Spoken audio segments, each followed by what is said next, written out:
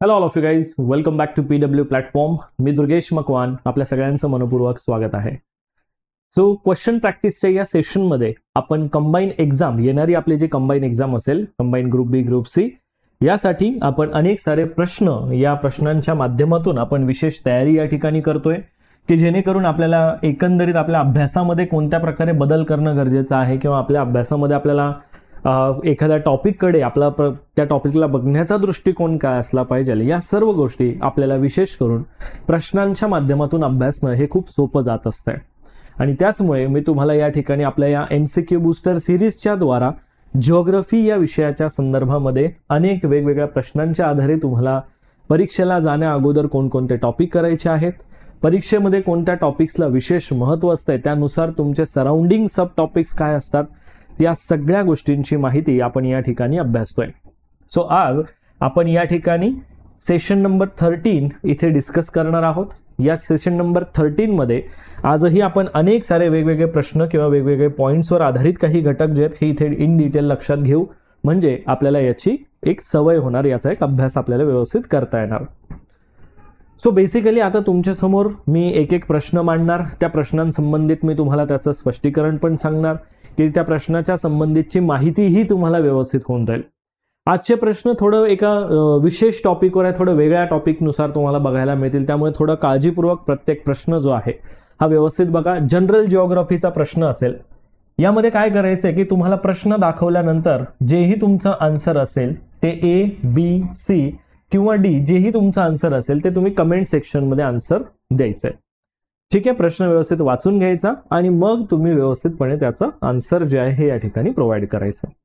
So आता मी एक एक प्रश्न तुमच्या समोर इथे दर्शवणार, तुम्ही व्यवस्थित वाचायचं आहे, आन्सर द्यायचं आहे आणि मग मी सविस्तर त्याचं एक्सप्लेनेशन पण तुम्हाला समजावून सांगेल. ठीक आहे, ओके. बरं, प्रश्न व्यवस्थित वाचा की स्थानिक वेळ प्रत्येक किती रेखांशावर बदलताना आपल्याला बघायला मिळत असते. स्थानिक वेळ जी आहे ही किती अंशावर आपल्याला बदलताना दिसत असते हे आपल्याला या ठिकाणी सांगायचंय.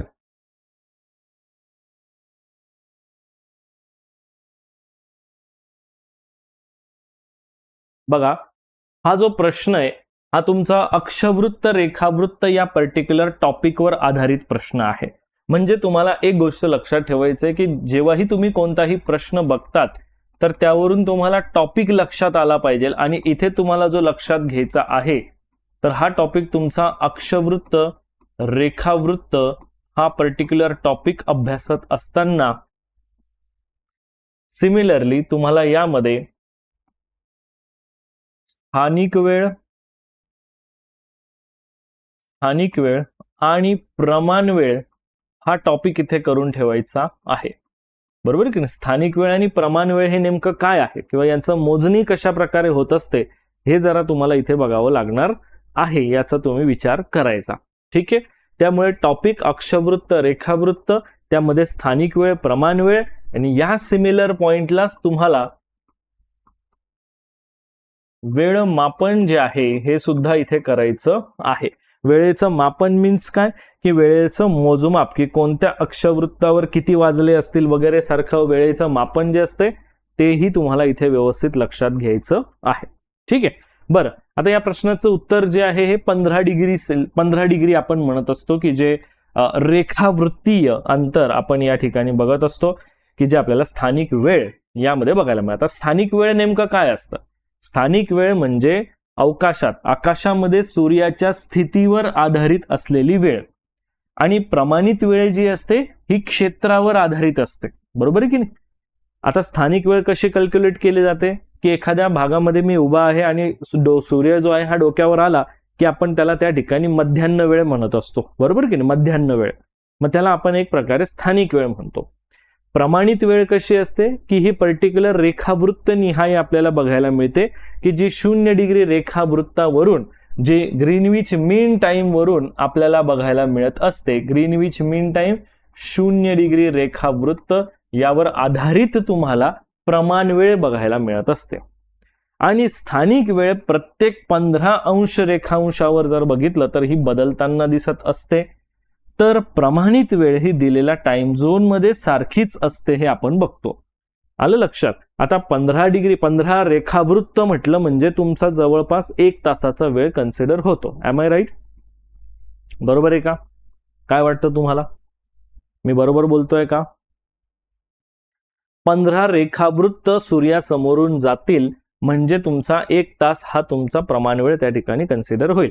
आता हा जो वास्तविक पॉइंट आहे आम्ही जसं सांगितलं अक्षवृत्त रेखावृत्त, त्यात तुम्हाला ही गोष्ट जी आहे ही अगदी डिटेलमध्ये अभ्यासायला मिळते. त्यामुळे त्या टॉपिककडे व्यवस्थित अभ्यास करणार. ठीक आहे? बरं, पुढचा प्रश्न तुमच्या समोर मी या ठिकाणी दिलेला आहे बघा. योग्य विधान कोणतं आहे ते तुम्हाला इथे ओळखायचं आहे. योग्य विधान यामध्ये कोणतं आहे ते तुम्हाला बघायचं आहे. योग्य विधान किंवा विधाने ओळखा असा हा पॉइंट आहे. बरं, विधान काय आहे की आंतरराष्ट्रीय वाररेषा ही एक काल्पनिक रेषा आहे की जी अंदाजे रेखांशाच्या 180 डिग्री रेखांशाचं अनुसरण करते आणि पॅसिफिक महासागरातून जाते. सर, हे विधान तर वाचताना बरोबर वाटतंय. आंतरराष्ट्रीय वाररेषा ही सरळ रेषा आहे आणि 180 डिग्री रेखांशापासून ती भटकत नाही. हे विधान जर बघितलं तर हे चुकीचं विधान आहे. कारण आंतरराष्ट्रीय वाररेषा, आता यामध्ये दोन गोष्टी आहेत. रेखावृत्त, पुन्हा हा जो पॉइंट आहे हा तुमचा ऍज इट इज टॉपिक तोच आहे. अक्षवृत्त आणि रेखावृत्त, लॅटिट्यूड आणि लॉन्जिट्यूड वाला पॉइंट आहे. आता यामध्ये जर तुम्ही बघितलं तर 0 डिग्री रेखावृत्त जो आहे, जो आपल्याला फ्रंट साइड दिसतो, त्याला आपण ग्रीनविच मीन टाइम म्हणत असतो. बरोबर की नाही? ज्याला आपण म्हणू शकतो की ही प्रमाण वेळ आपण यावरून निर्धारित केलेली आहे. ठीक आहे? आता याच्या एक्झॅक्टली मागे आपल्याला बघायला मिळतो आंतरराष्ट्रीय वाररेषेचा भाग. 180 डिग्री जी आहे ही तुमची आंतरराष्ट्रीय वाररेषा म्हटली जात असते की जी कोणत्याही भूभागाला स्पर्श करत नाही. कोणत्याही भूभागाला स्पर्श नाही. त्यामुळे ही काय करते, ही फक्त तुम्हाला महासागरातूनच जाते, हे लक्षात ठेवायचंय. त्यामुळे ही रेषा सरळ आहे असं नाहीये, तर या ठिकाणी हे सरळ नाही असं पाहिजे आहे. लक्षात आलं का? कारण ही रेषा जी आहे ही सरळ नाही, कारण ती फक्त भूभागाला स्पर्श करत नाही, म्हणजे फक्त समुद्रातून जाते एवढं मात्र कन्फर्म आहे. बरोबर की नाही? त्यामुळे इथे जर बघितलं तर फक्त ऑप्शन ए हे तुमचं बरोबर आहे. ए योग्य आहे. ठीक आहे? उत्तर ए जे आहे, फक्त ए हे तुमचं विधान योग्य आहे. आता ए विधान योग्य असण्यामागे जर तुम्ही त्याचं रोल बघितला, त्याचे काही पॉइंट्स जर इथे कव्हर केले तर तुम्हाला बऱ्याचशा गोष्टी इथेच क्लिअर होऊन जातील. म्हणजे या रिलेटेड तुम्हाला परत टॉपिकवर जा, तिथे माहिती बघा, मग त्यावरून तुम्हाला ते क्लिअर होईल, याची गरज नाही. तुम्हाला ही इन्फॉर्मेशन इथल्या इथेच व्यवस्थित क्लिअर होऊन जाईल. बघा की आंतरराष्ट्रीय वाररेषा ही एक काल्पनिक रेषा आहे. ऑलरेडी सर्व प्रकारचे अक्षवृत्त, रेखावृत्त हे सर्व काल्पनिक आहे. आता उत्तर आणि दक्षिण ध्रुव यांना जोडणारी प्रत्येक रेषा याला रेखावृत्त म्हटलं जात असतं. आणि आंतरराष्ट्रीय वाररेषा जी आहे ही मात्र 180 डिग्री तुम्हाला बघायला मिळते, की जी उत्तर ध्रुव दक्षिण ध्रुवाला जोडते आणि 2 कॅलेंडर दिवस वेगवेगळे करत असते. म्हणजे यामध्ये तुम्हाला 180 डिग्री रेखावृत्त जसं तुम्ही ओलांडतात तर तुम्हाला दिवसही बदलताना दिसत असतो. समजतंय? मग आता आंतरराष्ट्रीय वाररेषा जी आहे ही प्रॅक्टिकल तुमचं वेळ मोजण्यासाठी महत्वाची आहे. राजकारणासाठी, संवाद साधण्यासाठी, कम्युनिकेशनसाठी, व्यापारासाठी आंतरराष्ट्रीय वाररेषा अतिशय महत्वाची आहे. बरोबर आहे? मी जसं बोललो की ही तुम्हाला 180 डिग्री बघायला मिळते आणि विशेष म्हणजे ही तुमची पूर्ण पॅसिफिक महासागरातूनच जाते, जी कोणत्याही जमिनीला स्पर्श करत नाही. आणि ऑलरेडी एक पॉइंट जसं मी बोललो की ही रेषा जी आहे ही सरळ नाही. ठराविक बिंदूंवर आपण बघितलं तर ती थोडा वक्राकार आकार जो आहे हा प्राप्त करत असते. म्हणजे जर तुम्ही आता बाकीचे रेखावृत्त जसे सरळ असतात तसं हे नाहीये. हे तुम्हाला अशा पद्धतीने काही वेळेला असं थोडं वक्राकार बघायला मिळत असतं. म्हणजे ही अशा प्रकारचं रेखावृत्त आहे. 180 डिग्री जे आहे हे रेखावृत्त आपण या स्वरूपामध्ये बघू शकतो. समजते? अशा प्रकारे हे आहे. आणि काही ठिकाणी जसं मी बोललो की हे थोडं पूर्वेकडे वळालेले आहे आणि काही ठिकाणी ही पश्चिमेकडे वळालेली आहे, असा याचा साधा सोपा सरळ भाग जो आहे हा आपण इथे विचारात घेतो. हे त्याचं वैशिष्ट्य आहे. आलं लक्षात की म्हणजे 180 डिग्री रेखावृत्तावर जर प्रश्न आला तर सर कसं उत्तर द्यावं लागेल आणि काय द्यावं लागेल ते तुम्हाला समजलेलं असेल. बरं, आता यामध्ये अजून एक महत्वाचा प्रश्न तुमच्या समोर आहे आणि जो तुम्ही व्यवस्थित वाचायचा आहे, तर लक्ष द्या या ठिकाणी की काय पॉइंट मी तुम्हाला इथे सांगतोय. प्रश्न 5वा तुम्हाला इथे दिसतोय की आंतरराष्ट्रीय वार रेषेवरून पूर्वेकडून कोणत्या दिशेने गेल्यावर आपण 12 तास गमावतो. एकदम सोपा प्रश्न आहे हा.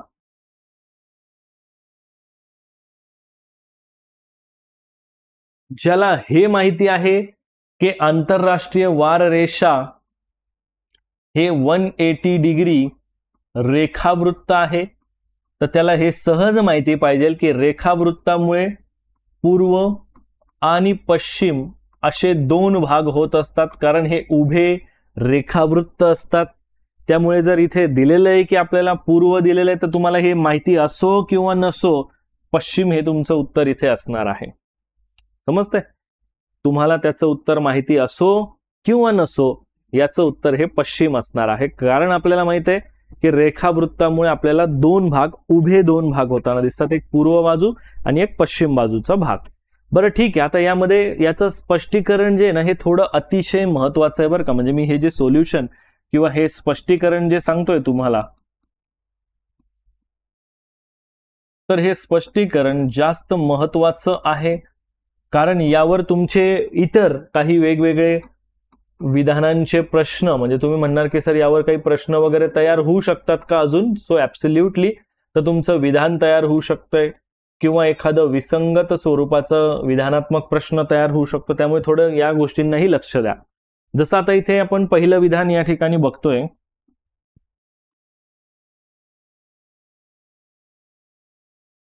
पहिलं विधान जो आहे की पूर्वेकडे जाणाऱ्या प्रवाशाला, आता ऑलरेडी जसं मी तुम्हाला या ठिकाणी सांगतोय बघा, जसं की आपण बघितलं की ग्रीनविच मीन टाइम जे आहे हे प्रत्येक ठिकाणी असं सरळ नाहीये,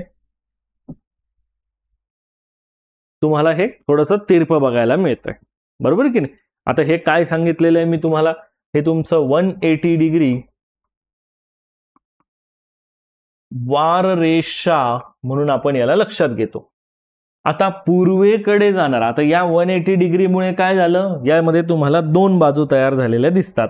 2 बाजू कोणत्या, तर एक बाजू तुमची पूर्व बाजू आहे, एक बाजू तुमची पश्चिम बाजू आहे. या दोन्ही बाजूंचा इथे आपण भाग बघतो. मग आता एक बाजू जी आहे ही तुमची पूर्व बाजू आणि एक बाजू जी आहे ही पश्चिम बाजू. आलं लक्षात. आता पूर्व आणि पश्चिम हे 2 घटक या ठिकाणी तयार झाले. मग पूर्वेकडे जाणारा जो प्रवासी असेल, तर या पूर्वेकडे जाणाऱ्या प्रवाशीला ग्रीनविच पासून 180 डिग्री पर्यंत पोहोचेपर्यंत जो वेळ मिळतो, तेव्हा त्या वेळेला आपण GMT 12 तासाचा वेळ आपण म्हणतो. आणि तो या 180 पासून जर पूर्वेकडे जात असेल तर त्याची वेळ ही पुढे असणार आहे. समजलं का? हे लक्षात घ्या. समजलं? बरं, मग पश्चिमेकडे जर जात असेल तर तेव्हा तो 180 डिग्रीवर जर बघितलं तेव्हा तो पोहोचतो, तर तो 12 तास गमावतो, हे आपण बघायचं. पश्चिमेकडे जाताना तो 12 तास गमावतो. मग अशा प्रकारे 180 डिग्री रेखांशांच्या दोन्ही बाजूंमध्ये तुम्हाला 24 तासांचा किंवा संपूर्ण एक दिवसाचा फरक बघायला मिळत असतो. या बाजूला 12 तास आणि या बाजूला 12 तास, असा 24 तासाचा फरक पडतो. मग आता आपण बघितलं की आंतरराष्ट्रीय तारीख रेषा किंवा वार रेषा जी आहे ही जिथे तारीख ओलांडल्यावर नेमका एक दिवस बदलतो. म्हणून ज्यावेळेस तुम्ही पूर्वेकडून पश्चिमेकडे वार रेषा ओलांडतात तर त्याने एक दिवस गमावला असं या ठिकाणी म्हटलं जातं. म्हणजे या ठिकाणी जो मेन पॉइंट आहे तो काय आहे की जेव्हा तुम्ही पूर्वेकडून पश्चिमेकडे येतात किंवा पश्चिमेकडून पूर्वेकडे जातात, तर यात जो मेन फरक पडतो तो फरक काय होतो तो बघा. तर पहिला जो मेन डिफरन्स पडतो, जेव्हा तुम्ही पूर्वेकडून पश्चिमेकडे वार रेषा ओलांडतात, पूर्वेकडून पश्चिमेकडे क्रॉस करतात, तर तुम्ही या ठिकाणी एक दिवस गमावतात. एक दिवस गमावतो. आणि ज्या वेळेला पश्चिमेकडून पूर्वेकडे ओलांडतो तर त्यावेळेस त्याला एक दिवस कमावतो. आलं लक्षात? ज्यावेळेस तुम्ही पश्चिमेकडून पूर्वेकडे येतात तर त्यावेळेस तुम्हाला एक दिवस या ठिकाणी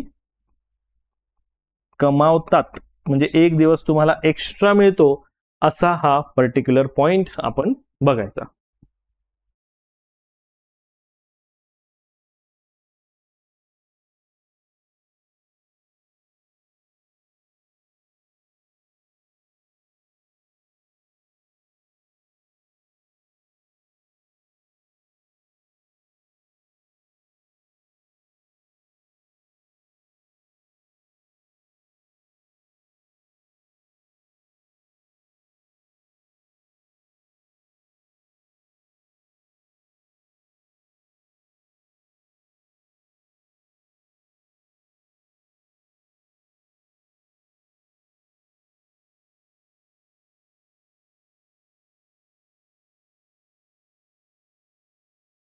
तर या ठिकाणी आपण एक दिवस गमावणं आणि एक दिवस कमावणं हा एक फरक या ठिकाणी बघतो.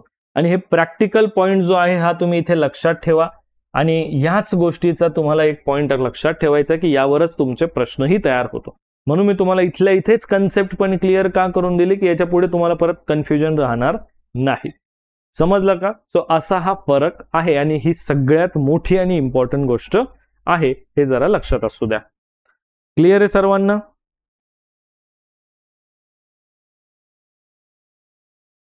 बरं, आय होप आता तुम्हाला हे समजलेलं असेल. पुढचा प्रश्न तुमच्या समोर आहे आणि हा प्रश्न जरा व्यवस्थित वाचायचा आहे तुम्ही सर्वांनी.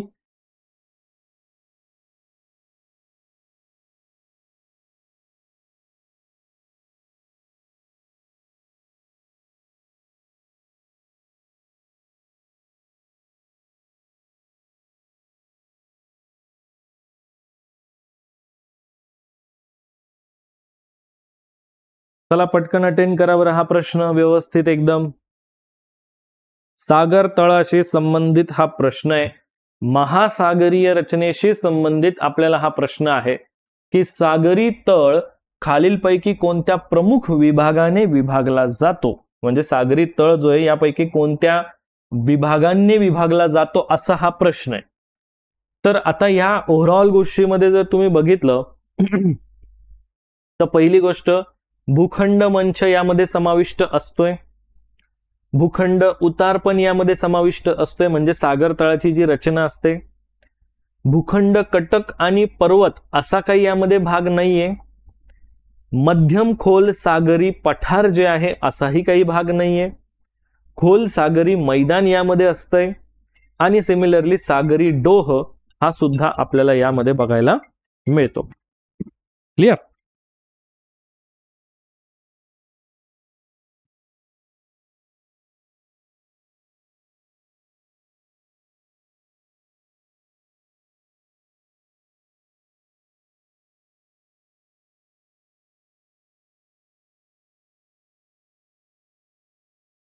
तो असा आपल्याला पॉइंट दिसतोय. मग या प्रश्नाचं जे करेक्ट आन्सर आपल्याला दिसणार आहे ते आहे ऑप्शन क्रमांक बी.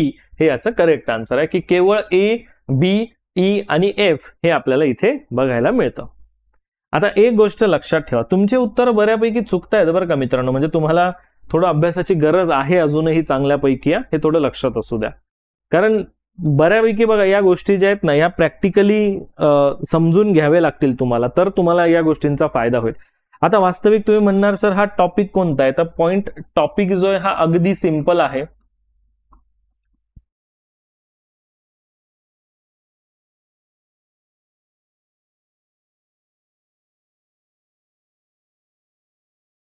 महासागर तळ रचना हा टॉपिक आहे. Just a minute.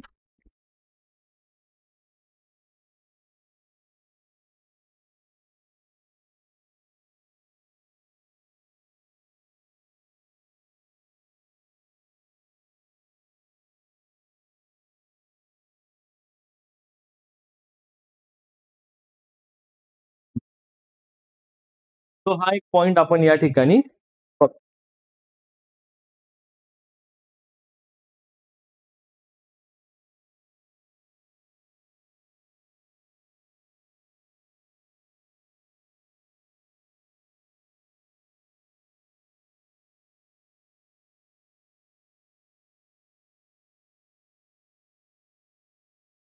तो महासागर तळ रचनेचा जो भाग आपण या ठिकाणी बघतोय,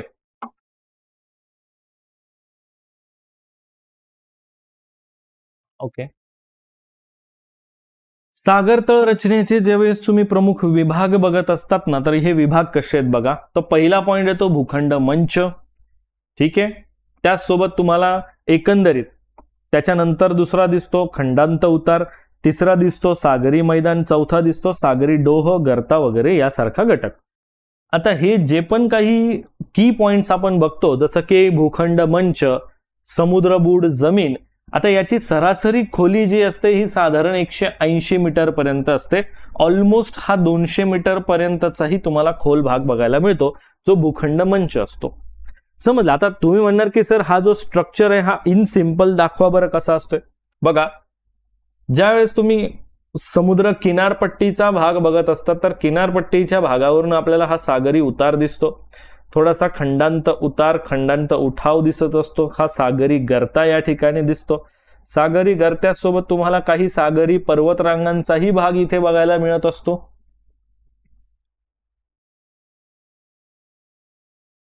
अशी ही तुम्हाला महासागराची अंतर्गत रचना जी आहे, इंटरनल स्ट्रक्चर जो आहे हा बघायला मिळत असतो. आता या ठिकाणी आपण सर्वसाधारणपणे असं म्हणूया की हा पूर्ण तुमचा महासागराचा समुद्र सपाटीचा भाग आहे आणि हा जो खाली मला भाग दिसतोय हा महासागराचा अंतर्गत तळ रचनेचाच भाग आपण या ठिकाणी म्हणू शकतो. आता हा पूर्ण महासागराच्या तळ रचनेमध्ये तुम्हाला याचे सर्वच्या सर्व घटक जे आहे हे क्रमनिहाय माहिती पाहिजे, कारण यावर जो एक प्रश्नांचा प्रकार आवर्जून विचारला जाऊ शकतो तो म्हणजे की या ठिकाणी याची क्रमवारी रचना, म्हणजे कोणता भाग कोणत्या ठिकाणी कशा प्रकारे आपल्याला सर्वसाधारणपणे दिसत असतो, असा हा एक घटक तुम्हाला विचारला जाईल. आता इथे मी तुम्हाला याचं इन सिंपल पूर्ण स्ट्रक्चर सांगतो. बघा, ज्या ठिकाणी मी काही स्पॉट इथे टाकणार आहे तर ते स्पॉट लक्षात ठेवा.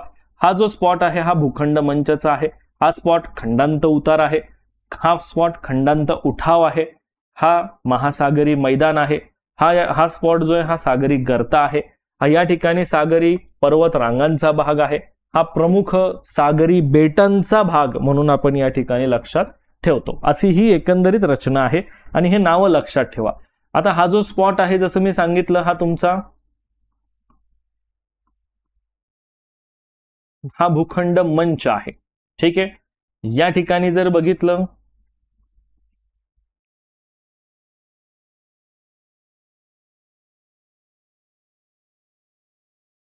हा तुमचा खंडांत उतार आपण या ठिकाणी बघतो. हा या ठिकाणी दुसरा पॉइंट जो आहे हा खंडांत उठाव हा तुम्हाला बघायला मिळतो. या ठिकाणी हा पुढचा जो भाग आपल्याला दिसतोय हा तुमचा सागरी मैदान म्हणून तुम्हाला बघायला मिळतोय. त्याच्यानंतर हा तुमचा गर्ता म्हणून बघायला मिळतोय. या ठिकाणी तुम्हाला पर्वतरांग म्हणून बघायला मिळतोय. इथे तुम्हाला सागरी बेट म्हणून आपल्याला बघायला मिळतो. सो ही एक इन सिंपल रचना आहे महासागराची, हे तुम्ही लक्षात असू द्या. समजते. आणि त्यानुसार तुम्हाला हे जे सिक्वेन्स वगैरे आहे हे मोस्ट प्रोबॅबली विचारले जाऊ शकतात, त्यामुळे तुम्हाला हे पॉइंट व्यवस्थित लक्षात ठेवायचं आहे.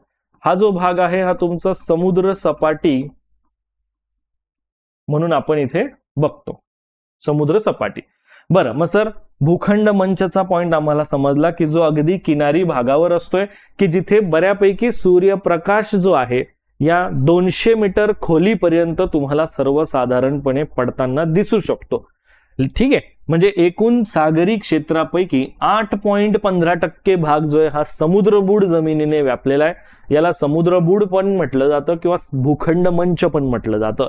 मग सूर्यकिरण जे आहे हे तळापर्यंत पोहोचत नाही. आता सूर्यकिरण कुठपर्यंत पोहोचतायत तर सर्वसाधारणपणे 200 मीटर खोलीपर्यंतचा जो काही भाग आहे हा सर्वसाधारणपणे जो 200 मीटर खोलीचा जो काही पार्ट आपण या ठिकाणी बघतो, तर या 200 मीटर खोलीपर्यंतच्या भागावर तुम्हाला मोठ्या प्रमाणामध्ये सूर्यकिरणांचा जो भाग आहे किंवा हा सूर्यकिरणांचा जो प्रभाव आहे हा या ठिकाणी या 200 मीटर पर्यंत होताना दिसत असतो. सो हा एक पॉइंट तुम्ही लक्षात असू द्या. 200 मीटर पर्यंत सूर्यप्रकाश पडतो, त्याच्या खाली जात नाही हे आपण लक्षात ठेवा. आणि याचमुळे या वरच्या भागावरच तुम्हाला मोठ्या प्रमाणामध्ये प्लँक्टोन्सची वाढ, शैवाल वाढ किंवा वनस्पतींची वाढ आपल्याला होताना दिसते. दुसरा भाग येतो तो म्हणजे खंडांत उताराचा, कॉन्टिनेंटल स्लोप ज्याला म्हटलं जातं, जो तुमचा सर्वसाधारणपणे 100 ते 2000 फॅदम म्हणजे 200 ते 3600 मीटर खोलीपर्यंत हा सर्वसाधारण भाग दिसतो. आणि याने किती प्रदेश व्यापलेला आहे तर जवळपास 8.55% क्षेत्र व्यापलेलं दिसतं. सागरी मैदान एकूण समुद्र तळाचा 76.95% भाग जो आहे हा सागरी मैदानाने व्यापलेला आपल्याला दिसून येतो. आणि सागरी डोह जो आहे हा याने एकूण जवळपास म्हणजे हा जो गर्ता आहे याला डोह म्हटलं जातं, तर हा 6.35% भाग आपल्याला व्यापलेला दिसतो. आलं लक्षात? हे या ठिकाणी लक्षात घ्या.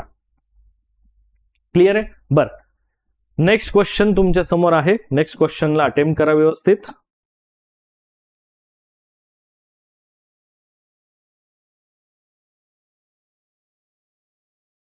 व्यवस्थित वाचा.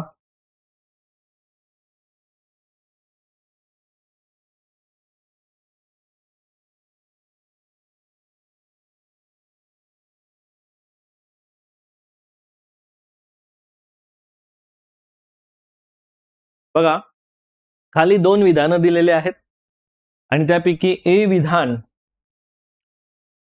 ए हे विधान आहे आणि आ हे त्याचं कारण आहे. मग यापैकी योग्य पर्याय निवडा, म्हणजे दिलेल्या पर्यायांमधून योग्य पर्याय निवडा.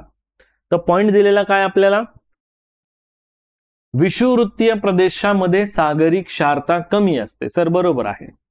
मग याचं कारण दिलेलं आहे की विषुववृत्तीय प्रदेश हा अतिपर्जन्यमान आणि अभ्राच्छादित आकाश आणि आर्द्रता हे वैशिष्ट्य असलेला प्रदेश आहे. त्यामुळे इथे सागर जलाची क्षारता कमी आहे का? Yes, absolutely correct. सो अ आणि आ दोन्ही सत्य आहे. आ हे अ चे बिनचूक स्पष्टीकरण आहे. म्हणजे काय की याचं एकंदरीत योग्य स्पष्टीकरण आहे असा हा भाग आपण इथे बघतो. बरं, मग आता सर याचं एक्सप्लेनेशन काय आहे? अगदी सोपं आहे एक्सप्लेनेशन जे आहे ते, काही यामध्ये असं काही कॉम्प्लिकेशन गोष्टी नाही आहेत. सो यामध्ये बघा की जे स्पष्टीकरण आहे तर क्षारतेला प्रभावित करणारे घटक कोणते असतात, म्हणजे तुम्हाला हे माहिती पाहिजे की समुद्राची जी क्षारता आहे यावर परिणाम करणारे घटक कोणते असतात. तर समुद्राच्या क्षारतेवर परिणाम करणारे अनेक घटक आहेत. अनेक, एक नाही तर अनेक घटक आहेत. मग आता समुद्राच्या क्षारतेमध्ये किंवा समुद्राच्या पाण्याची क्षारता ही मुख्य करून बाष्पीभवन आणि गोड्या पाण्याचा पुरवठा यावर ही जास्त अवलंबून असते. बरोबर आहे की नाही? मग तुम्ही जर बघितलं तर तुम्ही म्हणा सर टॉपिक कोणता अभ्यासायचा मी मग यासाठी टॉपिक बघितलं महासागर, महासागरामध्ये तापमान, महासागराची क्षारता प्लस महासागराची घनता, बरोबर की नाही? त्यासोबत तुम्ही सागरी प्रवाह, यामध्ये तुमचा उष्ण आणि शीत प्रवाह याचा इथे विचार करणं आवश्यक राहील. समजतंय का? हा. सो हा पॉइंट आपण या ठिकाणी विचारात घ्यायचा. सो टॉपिक जो आहे हा टॉपिक काय आहे हे तुम्ही बघा. महासागर, तापमान, क्षारता आणि घनता ह्या गोष्टीचा आपण इथे विचार करायचा. ठीक आहे? हा. सो आता ह्या गोष्टीमध्ये तुम्ही बघितलं तर तुम्हाला कोणत्या पॉइंट्स नुसार गोष्टी कळतील बघा. साधा पॉइंट आहे की सर विषुववृत्तीय भाग जो आहे जास्त तापमान असल्यामुळे जास्त बाष्पीभवन होत असतंय. बरोबर की? जास्त बाष्पीभवन झाल्यामुळे परत तिथे पर्जन्यही जास्त आहे, त्यामुळे गोड्या पाण्याचा पुरवठाही जास्त आहे आणि पुरवठा जास्त असल्यामुळे ऑलरेडी तिथे क्षारतेवर त्याचा परिणाम होतो. आता नदी सागराला ज्या ठिकाणी मिळते तेही तुम्हाला दिसेल. मग याचं एक उत्तम उदाहरण जर तुम्ही बघितलं ना तर तुम्हाला अरबी समुद्र, भारताच्या पश्चिमेला अरबी समुद्र आहे, पूर्व बाजूला तुम्हाला बंगालचा उपसागर दिसतो. पण याच्याही तुलनेत जर तुम्ही बघितलं तर दोघांची क्षारता वेगवेगळी आहे. मग सर परिणाम काय? कारण तुम्हाला दिसेल की बंगालच्या उपसागराला भारतातल्या अनेक सर्व मोठ्या नद्या ज्या आहेत या तिथे जाऊन मिळतात. म्हणजेच या बंगालच्या उपसागरामध्ये गोड्या पाण्याचा जो पुरवठा आहे हा मला जास्त दिसतो. आणि हाच गोड्या पाण्याचा पुरवठा जास्त असल्याचा परिणाम काय झाला? मग simple as it is sir, मला दिसतंय की त्या ठिकाणी गोड्या पाण्याचा हा पुरवठा जास्त आहे, म्हणून मला एकंदरीत तिथली ही पूर्ण रचना जी आहे ही त्या अनुषंगाने त्या स्वरूपात मला कार्य करताना दिसेल. हे साधं सोपं अगदी एक सरळ स्वरूप मला इथे दिसून येतंय. आलं लक्षात सर्वांना आता मला काय सांगायचंय ते? ठीक आहे, आय होप आता तुम्हाला हे व्यवस्थित समजलेलं असेल. ठीक आहे, नेक्स्ट बघा, पुढचा प्रश्न व्यवस्थित अटेंड करा, व्यवस्थित वाचा बरं हा प्रश्न.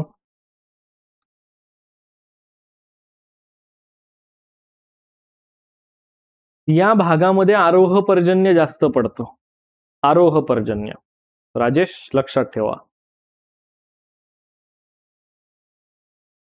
हा, विषुववृत्तापासून लांब जाताना तुम्हाला थोडं क्षारता प्रमाण वाढताना दिसतं, हे पण बरोबर आहे.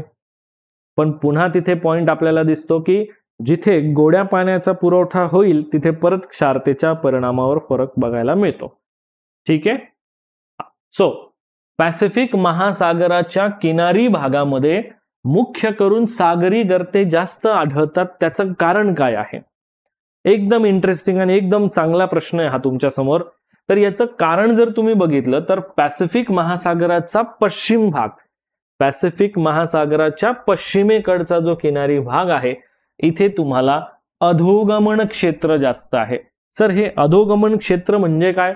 यालाच आपण सबडक्शन झोन म्हणत असतो. सबडक्शन झोन, अधोगमन क्षेत्र,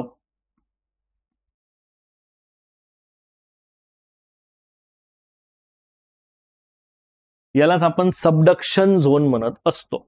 सर, सबडक्शन झोन काय आहे? इन सिंपल तुम्हाला लक्षात येईल बघा, ज्या वेळेस एखादा भूभाग दुसऱ्या भूभागाच्या खाली जात असेल भौगोलिक हालचालीच्या दरम्यान, कळतंय?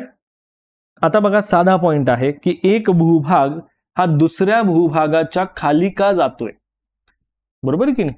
एक भूभाग हा दुसऱ्या भूभागाच्या खाली का जातोय, याचं कारण आपल्याला बघायला मिळतं की या भागाची घनता, म्हणजे आपण म्हणूया की हा ए हा एक भूपट्ट आहे आणि हा बी भूपट्ट आहे. ठीक आहे. आता या भूपट्टाची हालचाल,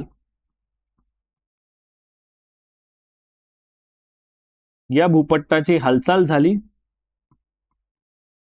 याची घनता जास्त होती, त्यामुळे तो बी च्या खाली गेला, बरोबर की नाही?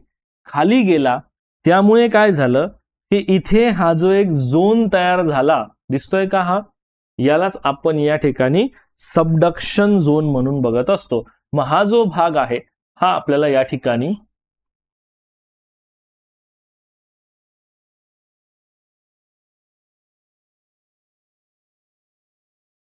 सबडक्शन झोन म्हणजेच याला अधोगमन क्षेत्र म्हणून आपण बघत असतो.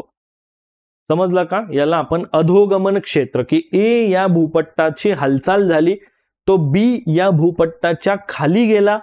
खाली गेला त्याचं कारण का? घनता जास्त आहे म्हणून हा खाली गेला. या दुसऱ्या भागाची जर तुम्ही घनता बघितली तर याची घनता ही थोडी कमी आहे, त्यामुळे आपल्याला हा थोडा वर बघायला मिळतो.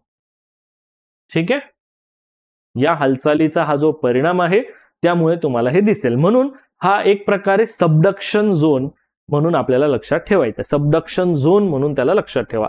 तो पश्चिम पॅसिफिक महासागराच्या किनारी भागामध्ये सागरी गर्ते जास्त आढळतात. आता हा जो सबडक्शन झोन असतो ना, याच ठिकाणी तुम्हाला गर्ता पण जास्त बघायला मिळतो, किंवा याच ठिकाणी तुम्हाला डोह पण जास्त बघायला मिळतो. डोह तयार होत असतो. समजलं का? म्हणून त्याला सबडक्शन झोन म्हटलं जातं. अशी त्याची एक रचना लक्षात असू द्या. मात्र हे कुठे होईल? जिथे एक भूभाग दुसऱ्या भूभागाच्या खाली जाईल तेव्हाच तुम्हाला हे दिसेल. Next question. चला, अगदी छान प्रश्न आहे हा सुद्धा. समुद्राला मिळण्याच्या अगोदर खालीलपैकी कोणती नदी जी आहे ही एका विस्तृत स्वरूपाच्या किंवा विस्तीर्ण वाळवंटातून जाते, किंवा विस्तीर्ण वाळवंटातून ती नदी प्रवास करते, नदी कोणती आहे सांगा?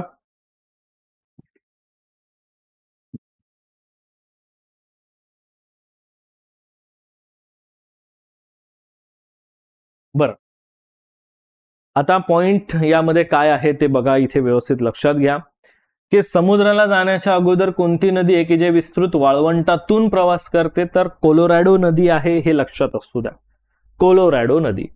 अच्छा, मग सर आता कोलोरॅडो नदी, सर ह्या अशा गोष्टींसाठी आम्ही नेमकं टॉपिक कोणता अभ्यासायला पाहिजे? टॉपिक एक लक्षात ठेवा, जगातील प्रमुख नद्या, जगाचा भूगोल, जगातल्या प्रमुख नद्या, प्रमुख नद्यांच्या संबंधित मध्ये त्याचं वैशिष्ट्य,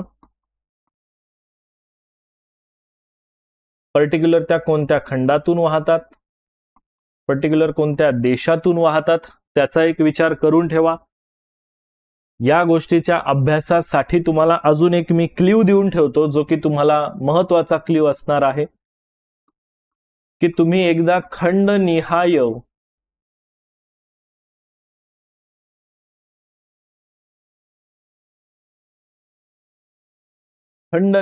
जगाचा अभ्यास या ठिकाणी करून ठेवा, म्हणजे तुम्हाला अशा टाईपचे प्रश्न सॉल्व्ह करता येतील.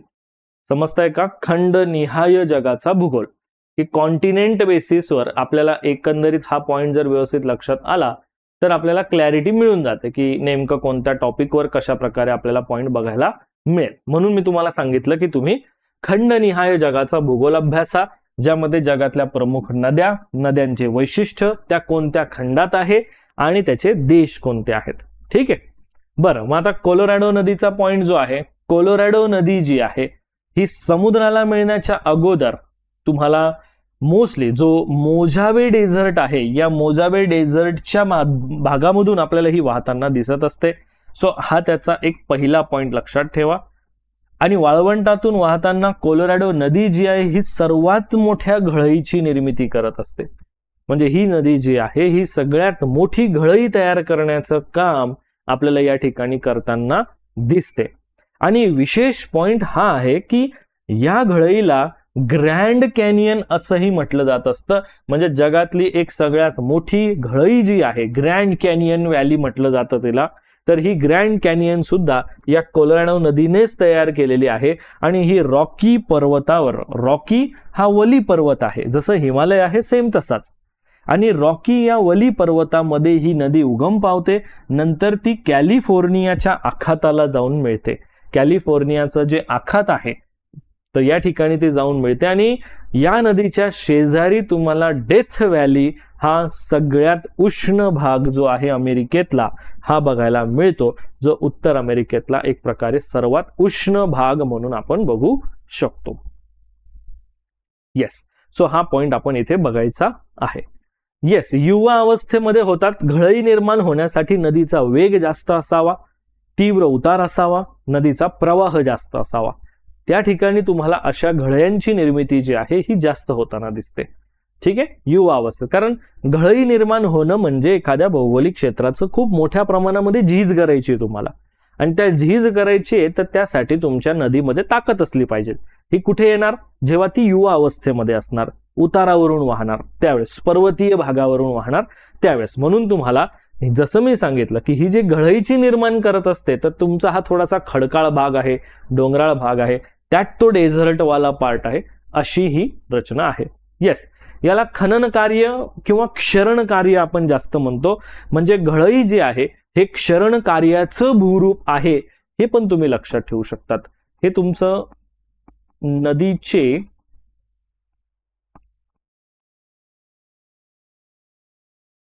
क्षरण कार्य भूरूप म्हणून तुम्ही लक्षात असू द्या. ठीक आहे, बर. नेक्स्ट क्वेश्चन व्यवस्थित वाचा.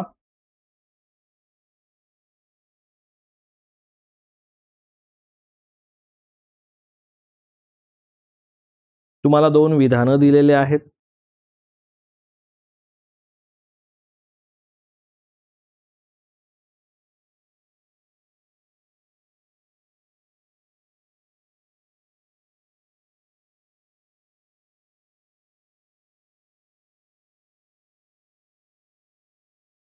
बघा, सागरी क्षेत्रामध्ये समताप रेषा एकमेकांना आणि अक्षवृत्ताला जवळजवळ समांतर असतात. यस सर, हे विधान बरोबर आहे. सागरी स्थानांचं तापमान उंचीच्या परिणामांपासून मुक्त असते. येस, सो हेही विधान बरोबरच आहे. म्हणजे आपल्याला दिलेलं आहे की ए आ दोन्ही विधान बरोबर आहेत आणि अचूक स्पष्टीकरण आहे. बरोबर. So A is the correct answer. A हे याचं तुम्हाला अगदी योग्य उत्तर जे आहे हे इथे तुम्हाला बघायला मिळणार, त्यामुळे हे लक्षात असू द्या. ठीक आहे. So A is the correct answer. आता समताप रेषा जी असते ही काय आहे, ज्याला आयसोथर्मल लाईन म्हणतो आपण. घडतं काय बघा की नकाशावर ज्यावेळेस तुमचं तापमानाचं वितरण दर्शवलं जातं तर हे वितरण सामान्य समताप रेषेद्वारा दर्शवलं जातं. सामान्य समताप रेषेद्वारा आपल्याला हे दर्शवलं जाताना दिसेल. आणि ही रेषा जी आहे ही समान तापमान असणाऱ्या ठिकाणांना दर्शवण्याचं काम करते. म्हणजे काय की दोन समान तापमान असणारे जर काही ठिकाणं असतील तर ते तुम्हाला या माध्यमातून जे आहे हे दर्शवले जातील किंवा ह्या माध्यमातून तुम्हाला ती बघायला मिळते. ठीक आहे सर. मग सामान्य तापमानावर अक्षांशांचा भाग बघितला म्हणजे सामान्य तापमानाच्या अक्षांशांच्या प्रभावाला नकाशावर जर दर्शवायचं असेल, नकाशावर जर प्रभावीपणे दर्शवायचं असेल तर या ठिकाणी समताप रेषा या अक्षांशावरच मांडल्या जातात. म्हणजे अक्षांशाला समांतर दिसतील जेव्हा त्या समुद्राशी संबंधित असतील. आता दुसरी गोष्ट तुम्हाला सांगतो, उत्तर गोलार्धामध्ये जुलैपेक्षा जानेवारीमध्ये जर बघितलं तर अधिक हा फरक चांगल्यापैकी स्पष्ट होतो. आणि दक्षिण गोलार्धापेक्षा उत्तरी गोलार्धामध्ये स्थलीय भाग जास्त आहे, म्हणून तुम्हाला हा समताप रेषेचाही फरक तिथे जास्त बघायला मिळतो. जो डिफरन्स आहे हा पण तुम्हाला तिथे जास्त बघायला मिळतो. कारण आपला पूर्ण जगाचा नकाशा जर तुम्ही बघितला तर त्यात तुम्हाला उत्तर गोलार्ध आणि दक्षिण गोलार्ध म्हणजे विषुववृत्ताच्या उत्तरेला भाग बघितला तर तिथे जमिनीचं क्षेत्र खूप जास्त आहे. आणि हेच जर तुम्ही दक्षिण भाग बघितला तर तिथे पाण्याचं क्षेत्र जास्त आहे कंपॅरेटिव्हली जमिनीच्या क्षेत्रापेक्षा.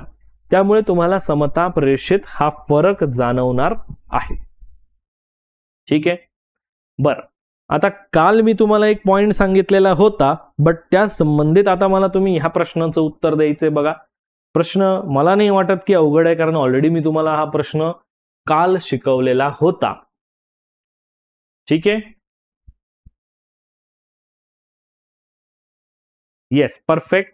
वातावरणाच्या कोणत्या थरामध्ये ओझोन असतोय तर स्ट्रॅटोस्फिअर आपल्याला दिसतो की या स्ट्रॅटोस्फिअर मध्ये मला ओझोन दिसून येतो. आता स्ट्रॅटोस्फिअरचा जो काही पार्ट आहे, स्ट्रॅटोस्फिअर दुसरा लेअर आहे. ट्रोपोस्फिअर नंतर दुसरा लगेच स्ट्रॅटोस्फिअर येतो. सो ओझोनचा थर जो आहे हा स्ट्रॅटोस्फिअर मध्ये स्थित आहे. विशेषतः पृथ्वीच्या पृष्ठभागापासून अंदाजे 15 ते 35 किलोमीटरच्या दरम्यान मला हा बघायला मिळतो.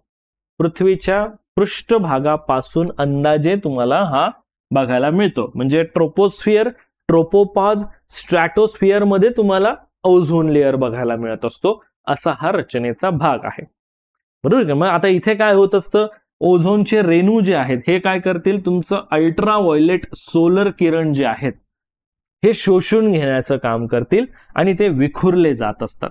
त्यामुळे पृथ्वीवरची जी जीवसृष्टी आहे तर याला सोलर रेडिएशनचा काही इम्पॅक्ट होत नाही किंवा सूर्यापासून येणारे जे काही अतिनील किरण आहेत तर या अतिनील किरणांचा प्रभाव जो आहे हा इथे पडताना आपल्याला दिसत नाही आणि त्यामुळे आपल्याला त्या ठिकाणी एक प्रोटेक्शन होतंय हे क्लिअरली आपल्याला समजणार.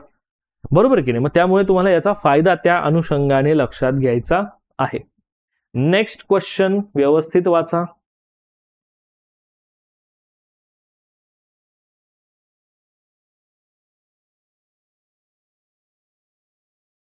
अगदी योग्य आणि चांगला प्रश्न आहे हा. व्यवस्थित तुम्ही अटेंड केला पाहिजे असं मला वाटतं.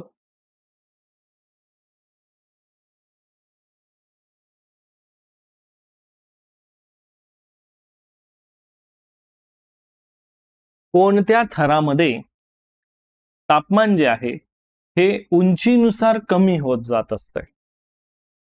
उंचीनुसार कमी होत जातंय असं आपल्याला या ठिकाणी बघायचं आहे. तर यामध्ये ट्रोपोस्फिअर जो आहे हा म्हणजे सगळ्यात खालचा लेअर आहे, बरोबर की नाही. इथे तुम्हाला उंचीवरून जाताना तापमान कमी होतं. स्ट्रॅटोस्फिअर मध्ये ते परत वाढतं. मिझोस्फिअर मध्ये कमी होतं. अच्छा, मग मिझोस्फिअर मध्ये परत कमी होणार आहे. म्हणजे ट्रोपोस्फिअर, मिझोस्फिअर असे लेअर आहेत की ज्या ठिकाणी तापमान जे आहे हे तुम्हाला कमी होताना दिसेल. सो पर्टिक्युलरली टॉपिक काय असणार आहे ते व्यवस्थित बघा.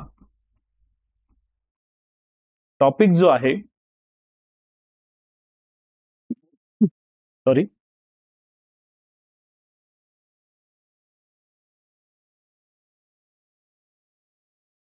वातावरणातील थर किंवा स्तर प्लस या वातावरणातल्या स्तरांचं वैशिष्ट्य या संदर्भात तुम्हाला मोस्टली प्रश्न विचारले जातात. आता जसं मी तुम्हाला सांगितलं, पहिला पॉइंट काय आहे, तपांबर. दुसरा काय आहे, स्थितांबर. त्याच्यानंतर मिझोस्फिअर, मध्यांबर. त्याच्यानंतर तुमचा आहे उष्णांबर. आणि आपल्याला दिसतो बाह्यांबर, एक्झोस्फिअर. ट्रोपोस्फिअर, स्ट्रॅटोस्फिअर, मिझोस्फिअर, थर्मोस्फिअर आणि एक्झोस्फिअर. सो हे असे काही आपल्याला पूर्ण वातावरणाची जी रचना आहे ही दिसून येते. आता आपण बघत असतो की ही पृथ्वी आहे.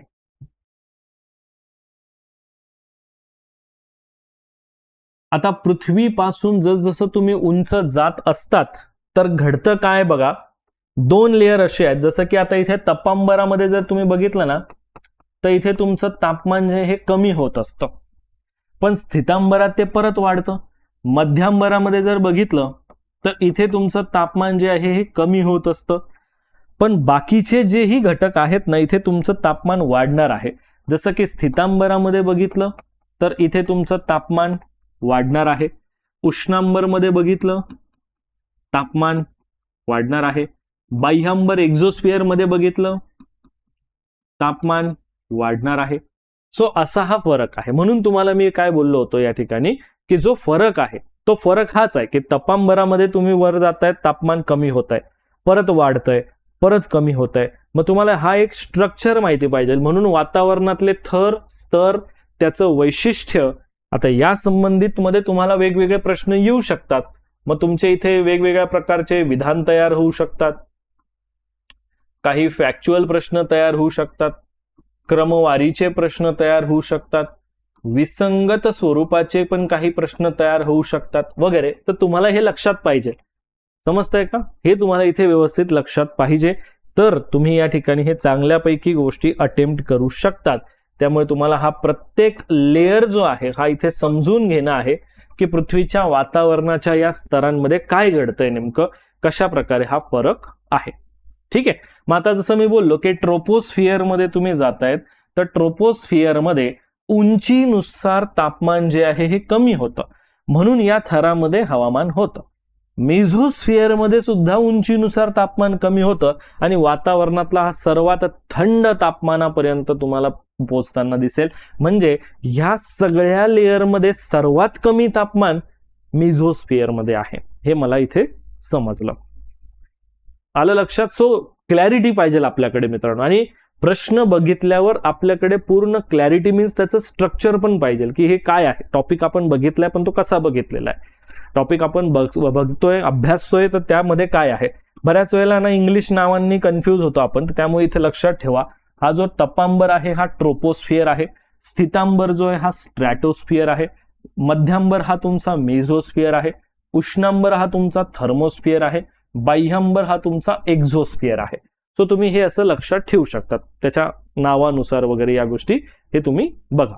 ठीक आहे. बर, नेक्स्ट क्वेश्चन तुमच्या समोर आहे. अगदी बेसिक म्हणजे चौथे पाचवीचा प्रश्न आहे हा डायरेक्टली. मला वाटत नाही की तुम्हाला यासाठी टाइम दिला पाहिजे.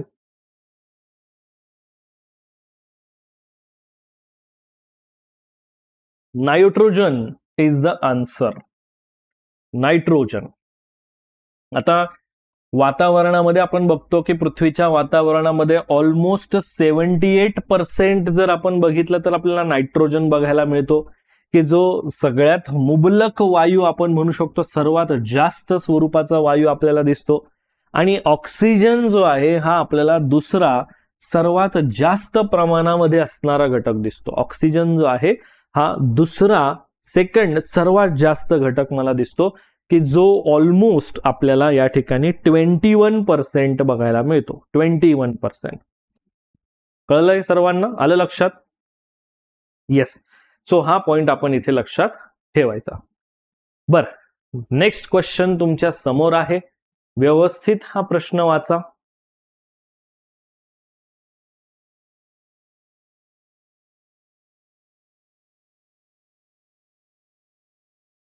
ट्रोपोस्फियर बद्दल हा प्रश्न आहे.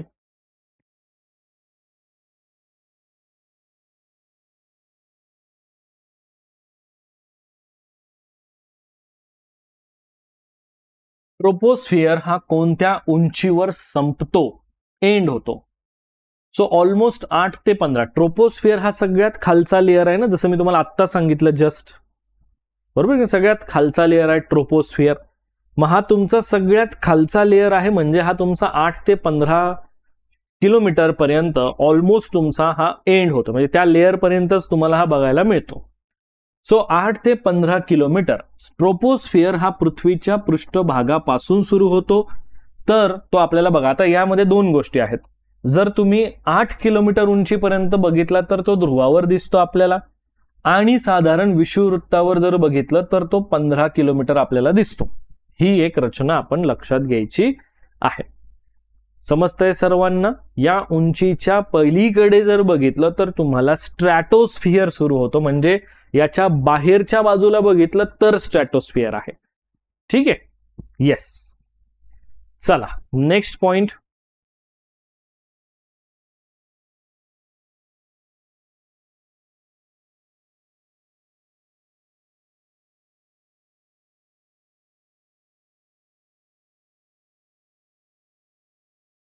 बघा, हा सुद्धा प्रश्न तुमचा वातावरणाशी संबंधितच आहे. पृथ्वीचं वातावरण, वातावरणावर कोणते घटक आहेत त्याचा तुम्ही इथे व्यवस्थित विचार करा. बघा, तरी सुद्धा काहींचं चुकतंय अजून पण, मला हे नवल वाटतं या ठिकाणी. आता ऑलरेडी जर मी तुम्हाला थोड्या वेळा अगोदरच या प्रश्नाचं उत्तर दिलं ना रे, वायुमंडलातला कोणता स्तर हा ट्रोपोस्फियरच्या वर आहे? मग ट्रोपोस्फियरच्या वर कोणता थर होता बघा बरं, तुम्हाला इथे दिसतंय का? ट्रोपोस्फियरच्या वर आहे स्ट्रॅटोस्फियर, स्ट्रॅटोच्या वर आहे मिझोच्या वर आहे थर्मोच्या वर आहे एक्झो. आता विचारलेलं मात्र ट्रोपोच्या वर आहे, तर ट्रोपोच्या वर मात्र आपला स्ट्रॅटोस्फियर आहे. That's it. ट्रोपोच्या वर आपल्याला स्ट्रॅटोस्फियर दिसतोय, दॅट्स इट. तेवढंच आपल्याला विचारलेलं आहे, वेगळं काय लॉजिक लावायची गरजच नाहीये ना. मग स्ट्रॅटोस्फियर इज द करेक्ट आन्सर. समजतंय? हा. सो यामध्ये तुम्हाला दिसेल की स्ट्रॅटोस्फियर हा ट्रोपोस्फियरच्या एक्झॅक्टली वरचा थर आहे, की जो पृथ्वीच्या पृष्ठभागापासून 15 किलोमीटर ते 50 किलोमीटर पर्यंत ऑलमोस्ट पसरलेला आहे. आणि हा जो थर आहे याच्यामध्ये तुम्हाला ओझोनचाही थर बघायला मिळतो, की जो ओझोनचा पण लेअर यामध्येच मला समाविष्ट असल्याचं दिसून येतं, आणि म्हणून या थराला विशेष महत्व आहे. ट्रोपोस्फियर जो आहे, या ट्रोपोस्फियर मध्ये स्ट्रॅटोस्फियर जो आहे यामध्ये तुम्हाला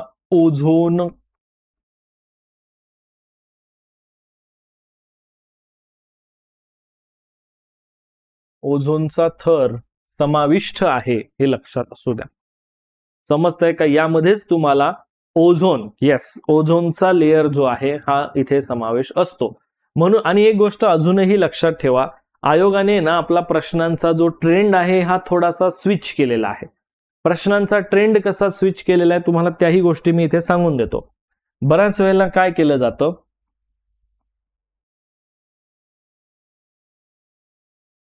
एमपीएससीच्या प्रश्नांमध्ये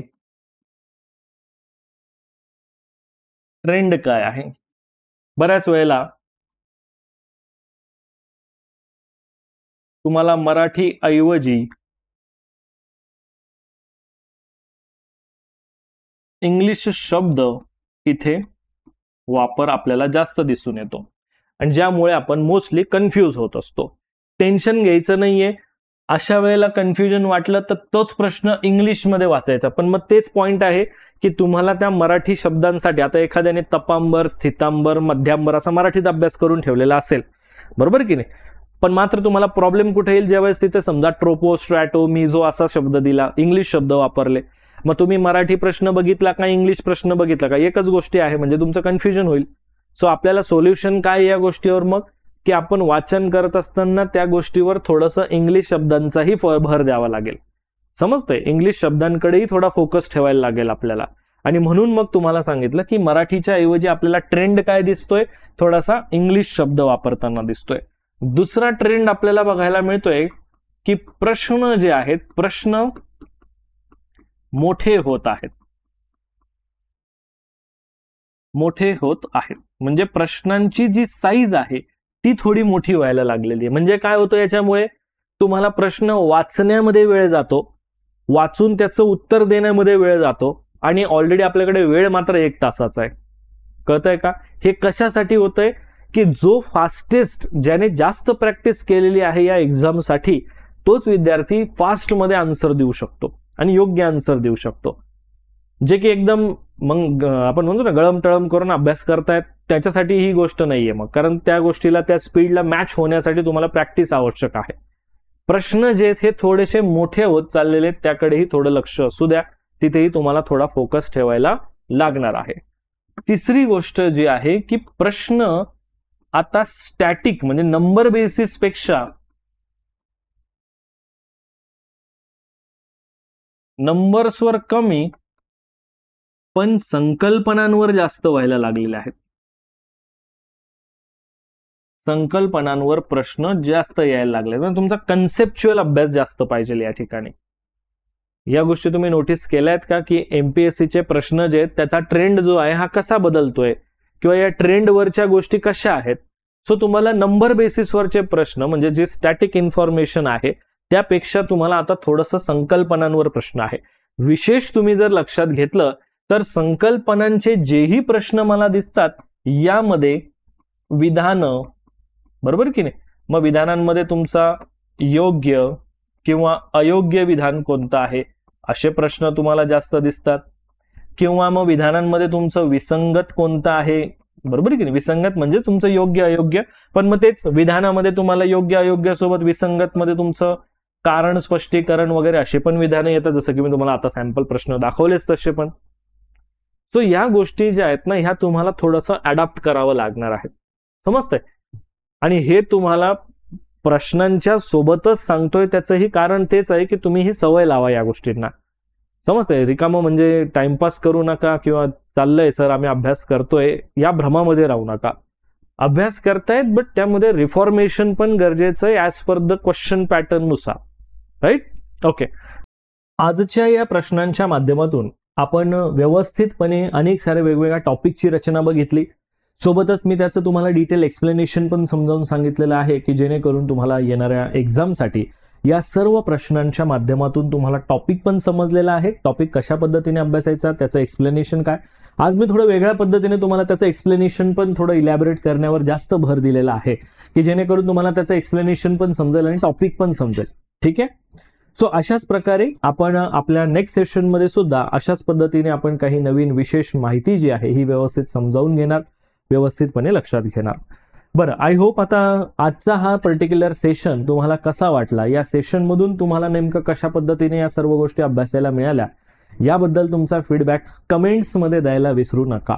कमेंट्स नक्कीच करत चला की जेणेकरून मलाही समजेल की तुम्हाला यातून कशा प्रकारे ही माहिती मिळालेली आहे. So all of you guys, thank you so much, thanks a lot. आपण आता भेटूया आपल्या उद्याच्या सेशनमध्ये आणखी काही नवीन प्रश्नांसह, नवीन माहितीसह. Thank you so much all of you guys. जय हिंद.